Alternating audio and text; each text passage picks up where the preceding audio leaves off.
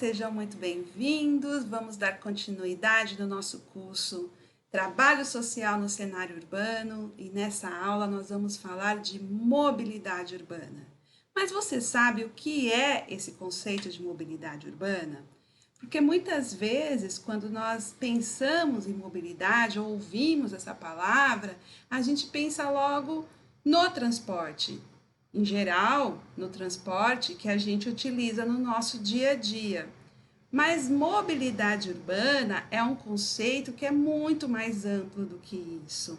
Inclui todo tipo de deslocamento no espaço urbano. Então, são os veículos, as infraestruturas, vias, a calçada. É mais do que o transporte, é mais do que o conjunto de serviços e meio de deslocamento. Ela é um resultado entre a interação da infraestrutura, dos deslocamentos, das pessoas com a cidade. Então, pensar em mobilidade urbana é também pensar como é que se organizam as cidades, como se dá o uso e a ocupação dessas cidades, como se dão as atividades dessas pessoas nessa cidade. Então, não apenas pensar o trânsito, engarrafamento, a demora, mas também pensar do ponto de vista do contexto geral, de que uma pessoa precisa se deslocar para diversas atividades do seu dia a dia dentro da cidade. E hoje a nossa lógica, a lógica da mobilidade brasileira é a lógica do carro, é a lógica que privilegia o carro em detrimento do transporte coletivo, que obviamente atende muito mais necessidades do que o transporte individual, o carro. Vamos começando a tratar o percurso dessa política. Desde a década de 50, a mobilidade no Brasil passou por muitas transformações. E ela é resultado de uma política de Estado que priorizou o investimento na indústria automobilística, a fabricação de automóveis, do carro, e tem uma atuação deficitária no que tange à prestação de serviços de transporte público. Para a gente poder entender isso um pouco numa linha de tempo, na década de 40, nós vamos ter o primeiro Código de Trânsito do Brasil, que ele vai trazer umas regras gerais de circulação. Na década de 30, um pouquinho antes da década de 40, já começam a chegar as metalúrgicas no Brasil para a produção de automóveis. Então, o governo incentivou fortemente essas empresas a se instalarem no Brasil.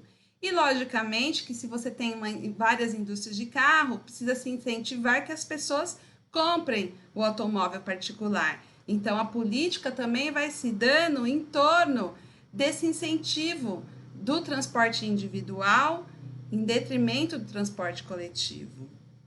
Em 1956, quando essa indústria já está totalmente instalada no Brasil, o país já estava num processo de urbanização acelerada, já se tinha muitas favelas, já se tinha muita desigualdade, e isso também vai se reproduzir na forma de mobilidade urbana nas cidades. Em 1996, é aprovado o Código Nacional de Trânsito, que vai trazer um sistema de trânsito e de gestão social. Vai pela primeira vez tratar a questão dos conselhos de controle social em todos os níveis de governo. Em 97, é aprovado o Código de Trânsito Brasileiro, que ele já vem pautado na engenharia, na justiça, no policiamento e na educação. Então, esse código ele vai trazer a competência dos municípios na gestão do trânsito urbano, né, no uso das vias públicas, na gestão da mobilidade com planejamento, projeto, implantação e fiscalização. E em 2012, nós vamos ter aprovado a Política Nacional de Mobilidade Urbana. Então, essa legislação que vai reafirmar a mobilidade como uma política de Estado, né, como uma política nacional, que deve ser integrada em todos os planos setoriais, que deve ser integrada com o plano diretor e com os planos locais das políticas urbanas setoriais, meio ambiente, habitação, saneamento. Então, tudo deve estar integrado para que a mobilidade, a acessibilidade possa acontecer nas cidades. Bom, mas o que acontece nas nossas cidades, por a gente ainda não ter essa política de mobilidade integrada?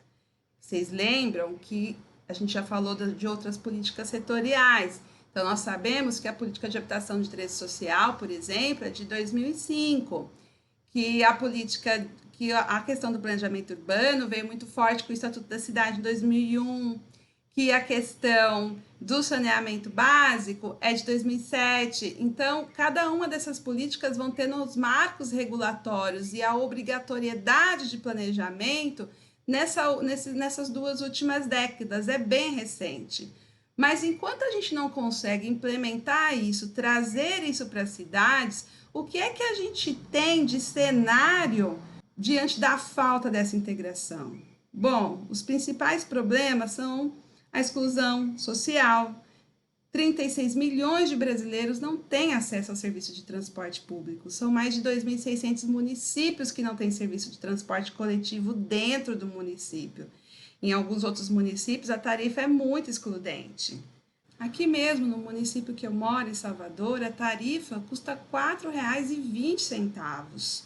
Bom, e nos municípios com a população acima de 60 mil habitantes, mais de 35% da população não consegue usar o transporte público. Outra questão alarmante é o número de acidentes, que ultrapassa 1 milhão de vítimas fatais por ano. E somente nos recursos públicos gastos com esse acidente, segundo a Associação Nacional de Transporte Público, em 2016, esse custo foi de 130 bilhões. Também, essa ausência da política de mobilidade urbana está muito refletida nos congestionamentos e na poluição ambiental gerada pelo número de carros na rua. Como a gente falou na trajetória, foi aprovada essa Política Nacional de Mobilidade Urbana em 2012. E essa política tem como objetivo contribuir para o acesso universal à cidade, com fomento e concretização das condições que favoreçam a efetivação dos princípios e diretrizes da política de desenvolvimento urbano. Então, se trata, de integrar o planejamento e a gestão democrática no sistema de mobilidade urbana. E como se organiza essa política? A lei traz responsabilidades nos 3 níveis de governo. O governo federal tem que dar assistência técnica e financeira para os estados, Distrito Federal e municípios, organizar as informações sobre o Sistema Nacional de Mobilidade Urbana e sobre os serviços de transporte público coletivo. Aos estados compete a política tributária, a prestação e garantia de integração dos serviços de transporte. E aos municípios cabe planejar, regular, executar, avaliar a política de mobilidade urbana, prestar direta ou indiretamente, ou por gestão associada aos serviços de transporte público coletivo, capacitar pessoas e desenvolver as instituições vinculadas à mobilidade urbana. Então, essa legislação ela vem muito no sentido de fortalecer os municípios como responsáveis pela organização da prestação de transporte público, vem definindo as responsabilidades e as relações de cooperação nos níveis de governo. Então, a União e os estados precisam estar envolvidos com os municípios. Ela vem também fortalecendo a garantia dos direitos dos usuários e assegurando a participação social e o controle dessa política. Então, ela visa contribuir decisivamente na melhoria da qualidade da vida urbana e da inclusão social. E aqui um pouco sobre os investimentos na política de mobilidade urbana. Tivemos em 2011 o PAC da mobilidade, foram 18 milhões para infraestrutura em 24 cidades brasileiras. Em 2013 foi lançado o PAC 2 da mobilidade, que completou aí 93 bilhões para obras de infraestrutura e transporte público. Além do PAC 2, nós tivemos o PAC da Copa e programas como Protransporte, Bicicleta Brasil, Brasil Acessível, Mobilidade Urbana e Promob.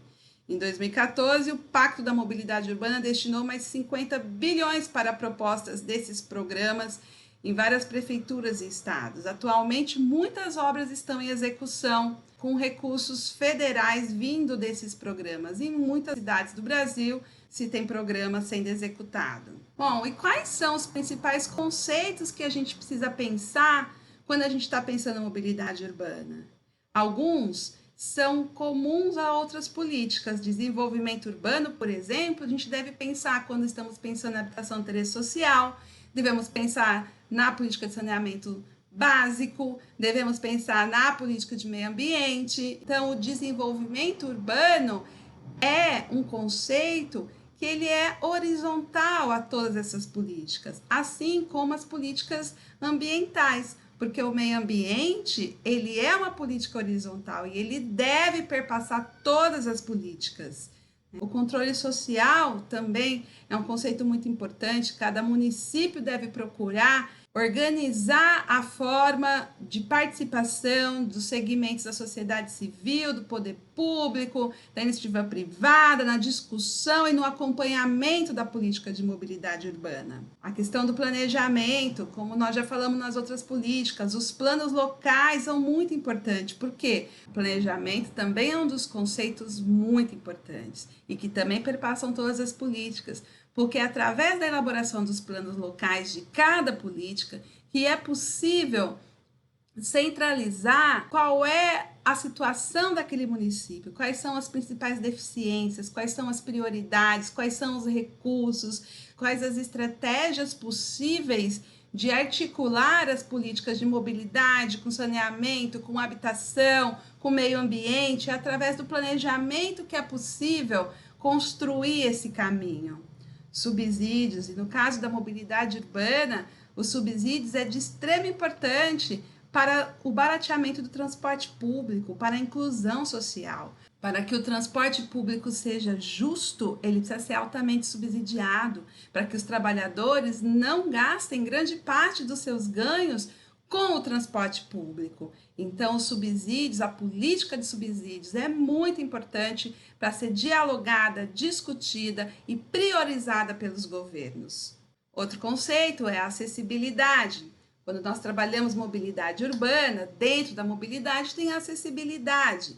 Então, na mobilidade, nós estamos trabalhando os tipos de deslocamentos e a acessibilidade tem um olhar mais pontual. Por exemplo, como que um cadeirante consegue pegar um transporte coletivo ou como dentro de uma ocupação as pessoas acessam o ponto de ônibus, acessam suas casas, acessam o local de descarte do lixo, acessam os equipamentos. Então, a acessibilidade tem a ver com esse deslocamento do portador de necessidade, do idoso, da criança, para acessar o transporte público, para caminhar dentro do bairro onde se mora. É um olhar que se aprofunda um pouco mais nessas necessidades.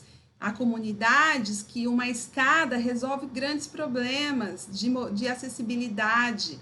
A gente está acompanhando aqui um projeto em que a comunidade tinha que dar uma volta enorme para conseguir chegar na parada do transporte, e com uma escada vai ser possível economizarem quase 30 minutos de tempo de caminhada. Então, podem ser soluções simples e mesmo de baixo custo que façam uma grande diferença na vida das pessoas. Quando a gente está falando de inclusão social, a gente está falando do deslocamento, da mobilidade, da acessibilidade, que precisa ser para todas as pessoas, né? Os portadores de alguma necessidade, os idosos, as crianças, os trabalhadores informais, os trabalhadores formais, todos precisam ter acesso à mobilidade urbana. Isso é inclusão social. E o trabalho social, a gente já falou lá no primeiro vídeo, ainda vamos ter mais uma aula falando um pouco das ferramentas e trazendo alguns exemplos do trabalho social, mas aqui no caso da mobilidade urbana, é uma das questões trabalhadas nos projetos de intervenção, porque muitas intervenções demandam desocupações de áreas necessárias para a construção desses viários, desses terminais de ônibus, de metrô. Então, nós sabemos que essas áreas, em geral, são ocupações informais, né, em áreas descartadas pelo mercado ou área de proteção ambiental. E diante da chegada dessas grandes intervenções, desses grandes projetos, são propostos deslocamentos involuntários para grandes parcelas dessa comunidade. E como a gente já falou lá no começo, é muito importante que o técnico social tenha ciência de que há normativas que garantem que qualquer família que tenha que ser deslocada, reassentada, ela tem que ficar em situação igual ou melhor do que ela se encontra. Nós não podemos pactuar com cheque de despejo para as famílias que moram nessas áreas. Nós precisamos nos apropriar dessas normativas, do nosso projeto ético-político e nos posicionarmos a favor do cumprimento da Política Nacional de Habitação, do cumprimento das normativas nacionais e na inclusão social dessas famílias. E para a gente já ir finalizando, vamos falar agora um pouco dos maiores desafios que nós temos atualmente. O preço do transporte, que é altíssimo, o tempo gasto com engarrafamentos, que gera também estresse e violência no trânsito, as distâncias, né, de atividades, as distâncias entre nossa casa e as atividades que a gente tem diariamente, a distância inadequada nas paradas. Muitas vezes a pessoa tem que andar quase 1 quilômetro para conseguir chegar, a poluição ambiental, o barulho, a desorganização com horários de chegada e partida dos transportes. A gente não pode confiar no que está escrito lá no site, porque você pode ficar muito tempo esperando e não conseguir chegar no horário previsto. A circulação a pé, que é muito ruim, nossas calçadas são ruins e perigosas. Travessias de pedestre também, distantes e perigosas. Muitas vezes a gente vê pessoas atravessando no meio da rua. E toda essa forma de privilegiar o automóvel particular em detrimento do transporte coletivo que vem acontecendo nas cidades. Cada vez mais asfalto, cada vez mais viário, cada vez mais carro na rua, cada vez piora a qualidade do transporte coletivo, cada vez mais pessoas sonham em comprar um carro para ficar dentro do seu ar-condicionado e não se submeter ao transporte coletivo. E com isso vamos deixando de nos unir em prol do transporte que seria bom para nós e para o meio ambiente. E para resumir, é importante que a gente comece a pensar nas nossas cidades também de forma coletiva, né? Começar a pensar a cidade sem esses congestionamentos todos, sem os acidentes de trânsito, sem toda essa poluição. E especialmente, principalmente, garantir os direitos do cidadão, garantir o direito de acesso ao que a cidade tem a oferecer para todos. Isso é inclusão social, isso é pensar o meio ambiente, isso é pensar de forma coletiva em mim e nos outros. Isso é uma construção social que todos nós podemos fazer em busca de um mundo melhor. E, gente, nesta aula é isso. Quem quiser esse PDF pode mandar um e-mail para a gente que nós enviamos para você. Siga a gente nas nossas redes, se você ainda tiver aí, dá um joinha aqui embaixo, que é importante. Também compartilhe esse curso com outras pessoas e a gente se vê por aqui. Até a próxima aula!